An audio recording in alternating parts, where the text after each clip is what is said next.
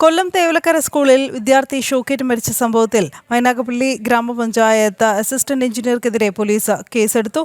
KSEB ഓവർസിയർമാരും പ്രതിപട്ടികയിലുണ്ട്. KSEBയുടെ അന്വേഷണ report ലഭിച്ച ശേഷമാകും തുടർ നടപടി.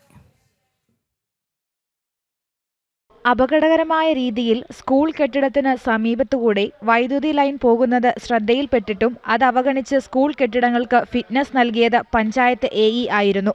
കേസിൽ KSEB ഉദ്യോഗസ്ഥരെയും പ്രതി ചേർക്കുമെന്ന് പോലീസ് നേരത്തെ വ്യക്തമാക്കിയിട്ടുണ്ട്. 9 വർഷമായി വൈദ്യുതി ലൈൻ മാറ്റാത്തതും അതിന് താഴെ ഷെഡ് പണിതതും വീഴ്ചയാണെന്ന് KSEBയുടെ റിപ്പോർട്ടിൽ പറയുന്നു. കേസിൽ സ്കൂൾ മാനേജ്മെന്റിനെയും പ്രതി ചേർത്തിരുന്നു. CPM ലോക്കൽ സെക്രട്ടറി കൂടിയായിരുന്ന സ്കൂൾ മാനേജരെ അയോഗ്യനാക്കിയതിന് പിന്നാലെയാണ് മറ്റുദ്യോഗസ്ഥർക്കെതിരെയും നടപടി ശക്തമാകുന്നത്. KSEB അന്വേഷണ റിപ്പോർട്ടിന് പിന്നാലെ ഓവർസിയർമാർ ഉൾപ്പെടെയുള്ള ഉദ്യോഗസ്ഥർക്കെതിരെ കർശന നടപടി ഉണ്ടാകുമെന്നാണ് വിവരം. ഇക്കഴിഞ്ഞ ജൂലൈ 17-നാണ് 8ാം ക്ലാസ്സുകാരനായ മിഥുൻ ഷോക്കേറ്റ് മരിച്ചത്. കേസിൽ പ്രതി ചേർക്കപ്പെട്ടവരെ അറസ്റ്റ് ചെയ്യണമെന്നാവശ്യപ്പെട്ട് പ്രതിഷേധവും ശക്തമാവുകയാണ്. ജനം, കൊല്ലം.